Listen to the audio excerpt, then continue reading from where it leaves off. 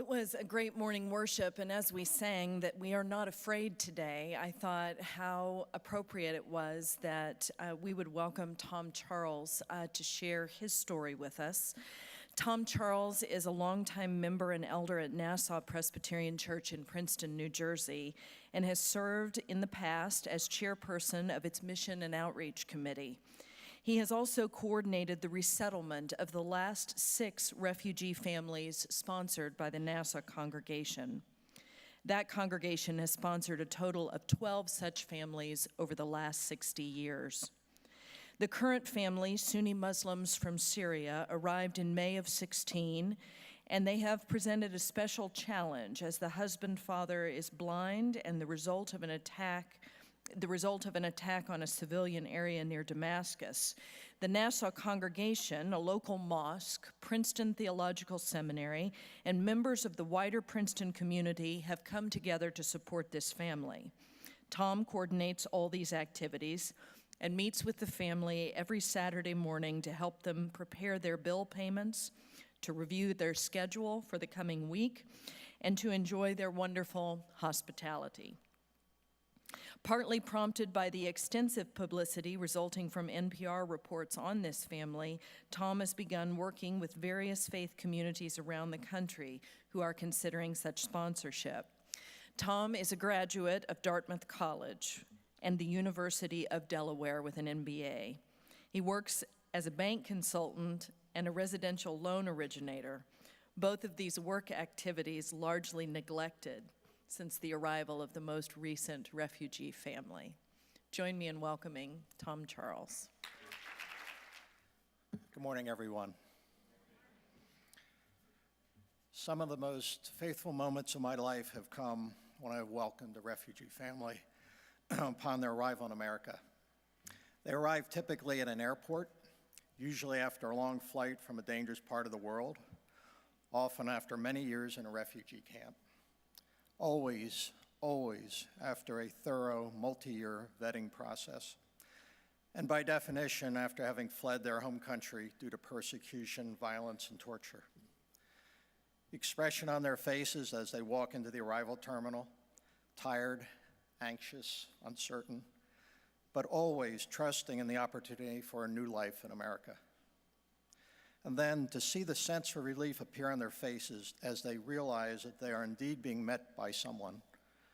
Typically, they don't know the names of their greeters or even the name of their church sponsor. But they've arrived, they're embraced, a translator makes the introductions, and then we drive together to their new home. From my perspective, the themes of this conference, movement across barriers, new understanding, and life-giving transformation, are beautifully fulfilled in the refugee resettlement experience. I've been asked to state my objectives at the beginning and at the end, so I'll do that now.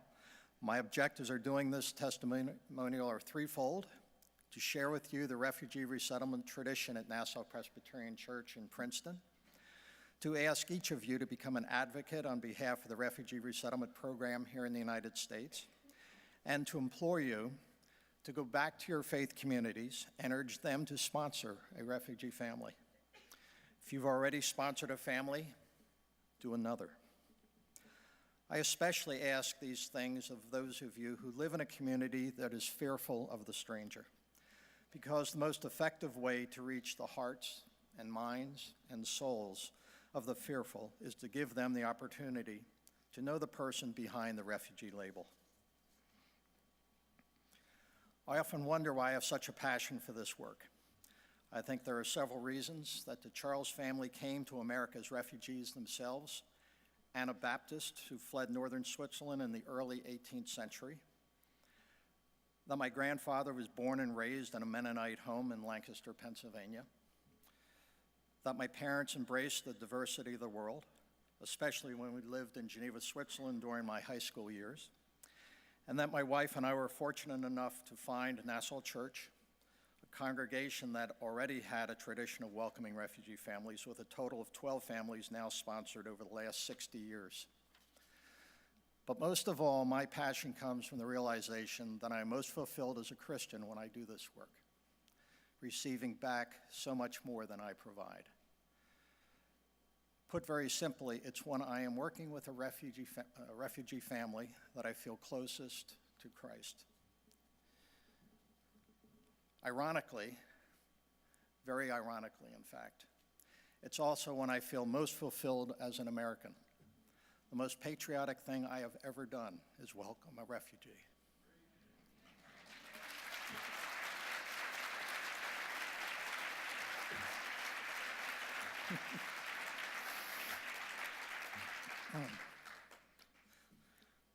My family has also benefited from this experience, especially when we've hosted a refugee family in our home for several weeks until a more permanent residence was available. One word of warning: if the refugee family offers to do all the cooking while they live with you, be prepared for dramatic weight swings. With Bosnian cooking, I gained weight. With Burmese cooking, more specifically ethnic Chin cooking, I lost weight. A lot of it. More seriously, it's no coincidence that my older daughter, Marissa, now lives and works in Yangon, Burma, inspired by the Burmese refugee family that stayed with us back when she was in high school. For the congregation of Nassau Church, the refugee sponsorship process represents one of the most active and sustained mission initiatives that we engage in, bringing us closer to the challenging ideal of a missional church. Church members have volunteered for a host of activities, including ESL instruction, rides to medical and dental appointments, play dates for the children, and invitations to their homes. Princeton Theological Seminary, in turn, has provided a house for the family during their first year of residency here in America. And our interfaith relationships have been dramatically expanded and nurtured as we have worked closely with members of the Islamic Society of Central Jersey. Members of the mosque have introduced the family to allow food stores, helped with translation, and have driven the father to Friday prayer each week. It's important to note that both the seminary and the mosque have played critical roles in this sponsorship, and we thank them once again here today. Other folks in Princeton, university students, public school staffers, local government service providers have also been fervent supporters of the family. In a broader context, a multitude of messages from around the country were received in our church office following the NPR stories about the family. Some were from self-professed agnostics.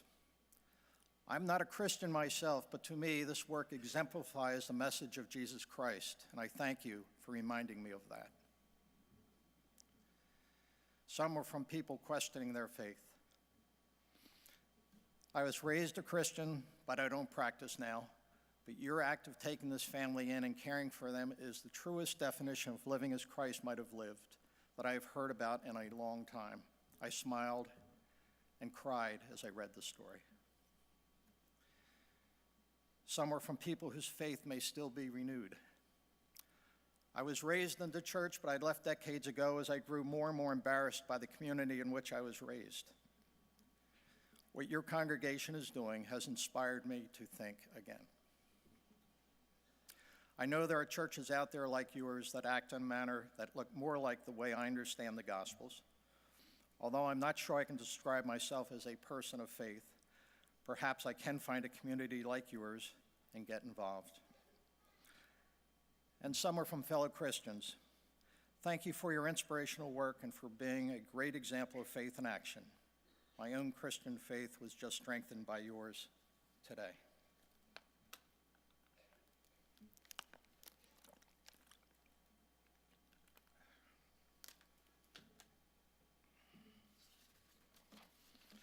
But of course, it's not about me, it's not about us, it's about the refugee. The 12 refugee families sponsored by Nassau Church over the past 60 years have come from 10 different countries, including Bosnia, Burma, Cambodia, Cuba, Hungary, Indonesia, Iraq, Sudan, Vietnam, and most recently, Syria. They have found employment as a restaurant manager, mechanical engineer, a physical therapist, a teacher at a Montessori school, a computer network specialist, a dentist, an inventory manager, a tailor, a food preparation worker, and a librarian. Many of them now are among my closest friends. For example, Zretan Kopanja, a refugee from Bosnia, often invites me over to his home to sample the latest batch of plum brandy made by his brother back in Belgrade. I'm fortunate that I live within walking distance, so I don't have to drive home after one of these evenings. It's true. And refugees often give back to the refugees who follow them. Zretan's wife, Yasminka, now provides free dental care for any refugee sponsored by our church. In our experience, refugees are courageous, resilient, hardworking, selfless, peace-loving, and appreciative people. They're the ones who've been brave enough to leave behind family and friends to find a better life. They live for their children. They absolutely live for their children. They are the salt of the earth. And when they become citizens, they are some of the most patriotic Americans I know. More than any of us who were born in this country, they appreciate the security and freedom that America provides. And for this reason, they help make America the great country it is today.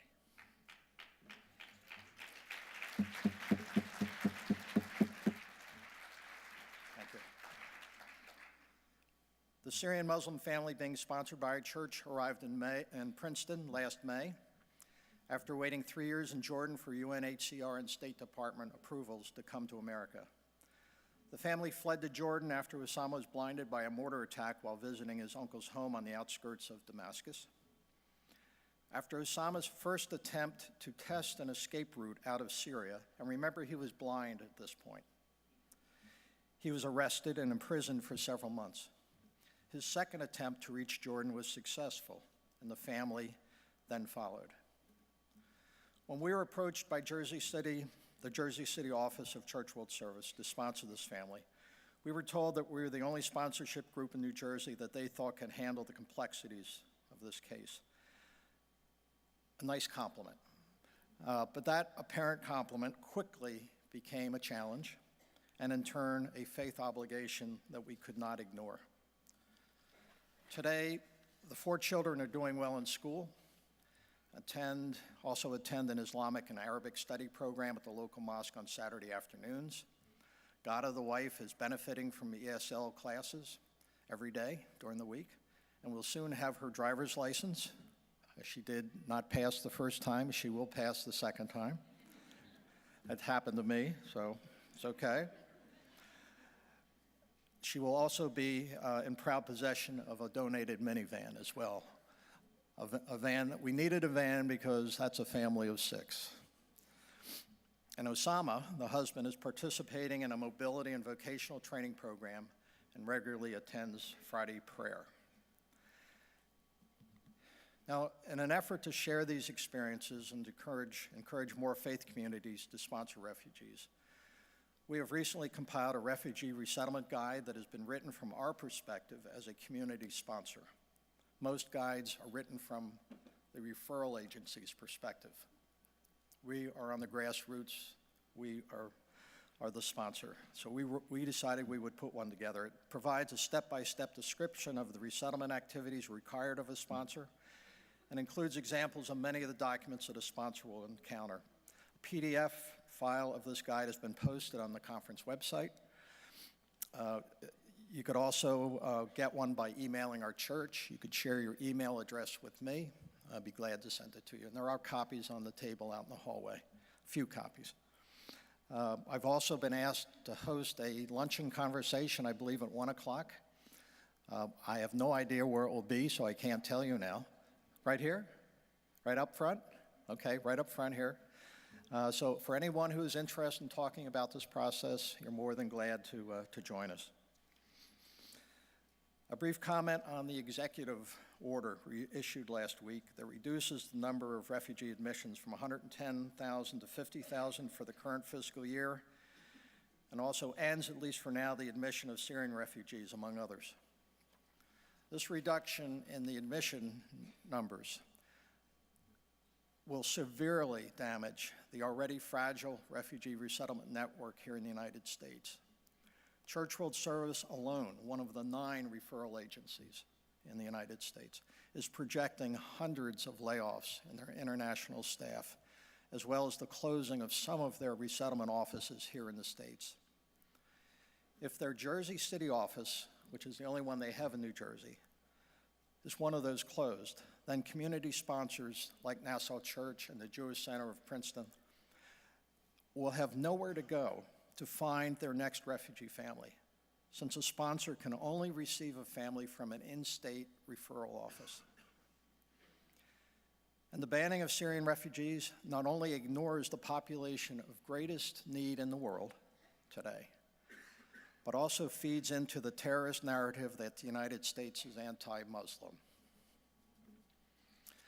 An even briefer comment on the vetting of refugees.